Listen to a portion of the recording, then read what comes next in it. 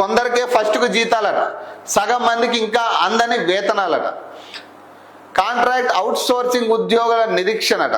CM ఆదేశాలను పట్టించుకునే సెక్రటరీలు మొన్న దీని మీదే ఈ కాంట్రాక్ట్ ఉద్యోగులకి జీతాలు అనే దాని మీద, ఫస్ట్ కే జీతాలు అనే దాని మీద ఒక వీడియో చేశాం. దాని కింద చాలా మంది కామెంట్ చేసిరు, ఎక్కడ వచ్చినాయి జీతాలు ఇంకా రాలేదన్న, ఇక మాకు జీతాలు రావట్లేదు ఇంకా, అదంతా ఉత్తి పేపర్ స్టేట్మెంట్ తప్పితే ఏం లేదు అందులో, మొత్తం కంప్లీట్ ఫేక్ అది అంటున్నారు. చాలా మందికి జీతాలు అందలేదంటున్నారు.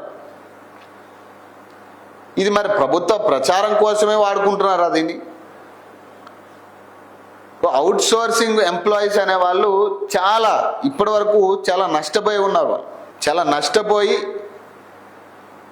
ఇప్పటికే కుటుంబాలు నడుపుకునే పరిస్థితులు కూడా లేని పరిస్థితుల్లో చాలామంది గత జీతాలు అందక మధ్యలో చాలా ఇబ్బందులకి గురై ప్రభుత్వం పెట్టిన ఆ ఆంక్షలు కొన్నాళ్ళు వాళ్ళని హోల్డ్ చేయడం, కొంతమందిని అయితే సో మొత్తం మీద చాలా ఇబ్బందులు అయితే పడ్డారు. వాళ్ళ ధర్నాలు చేశారు, ప్రభుత్వాన్ని ప్రశ్నించిన వాళ్ళు ఉన్నారు. అందులో వాళ్ళని ఎందుకు అంత సెన్సిటివ్ మ్యాటర్ని ఎందుకు ప్రభుత్వం నిర్లక్ష్యం చేస్తూ ఉందనేది అర్థం అవ్వట్లేదు.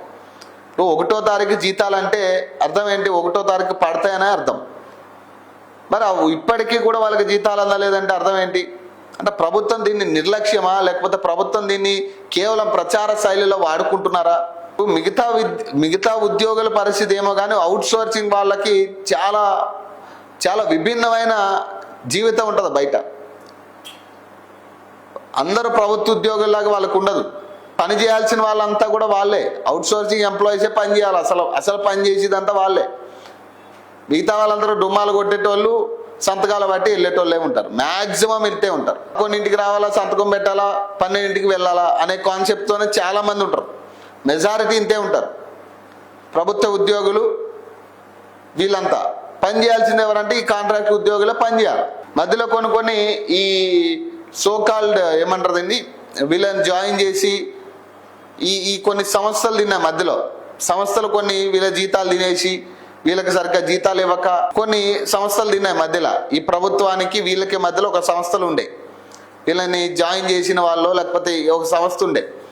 ఆ సంస్థకి జీతాలు వెళ్ళిన తర్వాత వీళ్ళకి చక్కగా జీతాలు ఇచ్చేటోళ్ళు కాదు. అప్పుడు ఎప్పుడైతే వీళ్ళని ఆ సంస్థలు తీసేసి వీళ్ళని డైరెక్ట్ చేసుకుందా ప్రభుత్వం, మరి ప్రభుత్వం అయినా చక్కగా వీళ్ళ జీతాలు ఇవ్వాలి కదా.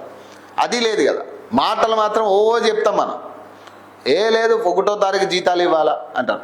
ఒక పక్క మళ్ళీ అదే ముఖ్యమంత్రి మళ్ళీ జీతాలు ఇవ్వడానికి కూడా పైసలు లేవు అంటాడు.